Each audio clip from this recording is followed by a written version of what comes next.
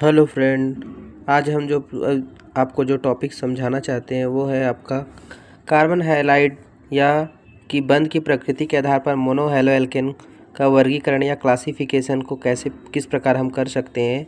तो यहाँ पे अगर देखो तो मान लो यहाँ पे हैलो एल्केन को अगर हम देखें तो उस कार्बन परमाणु के जिसमें संकरण के आधार पर वर्गीकृत किया गया जा सकता है। इसमें अगर देखें तो हम जो है जिससे हैलोजन जुड़ा होता है उसे वर्गीकरण निम्नलिखित से कर सकते हैं। जैसे कि कार्बन, और अगर देखो कार्बन जो है sp3 हाइब्रिडाइजेशन में है और वहाँ से अगर जुड़ा हुआ हैलाइड जो है बंध युक्त अगर है तो इसमें 3 प्रकार के से किया जा सकता है। जैसे कि एल्किल हैलाइड, इस प्रकार के जो एल्किल हैलाइड है उसमें अगर देखें कार्बन जो है परमाणु जो है हैलोजन परमाणु से sp3 संकरित अवस्था में होता है और उस कार्बन में जुड़े एल्किल समूह की संख्या के आधार पर इन्हें हम जो है 1 डिग्री या प्राथमिक एल्किल हैलाइड, अगर हम देखें तो द्वितीयक एल्किल हैलाइड और तृतीयक एल्किल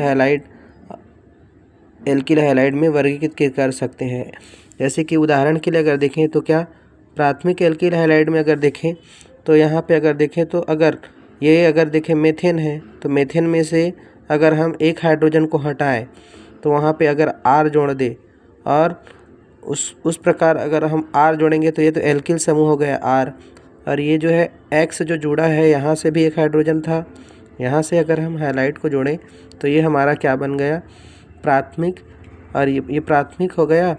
ये एक एल्किल जो समूह जुड़ा है तो प्राथमिक एल्किल, और ये वाला जो जुड़ा है हैलाइड या हैलोजन जो जुड़ा है इसीलिए इसको हैलाइड बोला जाता है। तो ये प्राथमिक एल्किल हैलाइड हुआ।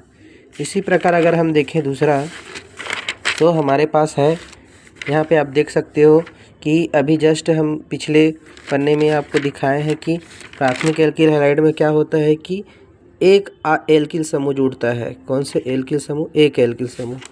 जबकि जो द्वितीयक हैलाइड है, कौन सा द्वितीयक हैलाइड है यहाँ पे, तो यहाँ पे एल्किल हैलाइड हैलोजन की संख्या तो एक है लेकिन एल्किल समूह की संख्या क्या हो रही है, बढ़ रही है, तो इसको द्वितीयक एल्किल हैलाइड कहते हैं।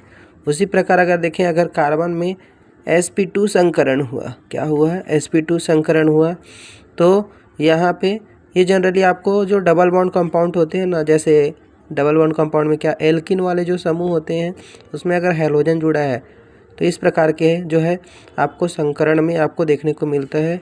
इस प्रकार के हैलोजन हैलाइड में परमाणु कार्बन कार्बन क्या होता है, डबल बॉन्ड होता है। तो डबल बॉन्ड यहाँ जो भी कंपाउंड में आपको देखने को मिलेगा तो वहाँ पे कौन सा संकरण होगा, sp2 संकरण आपको कार्बन में देखने को मिलेगा।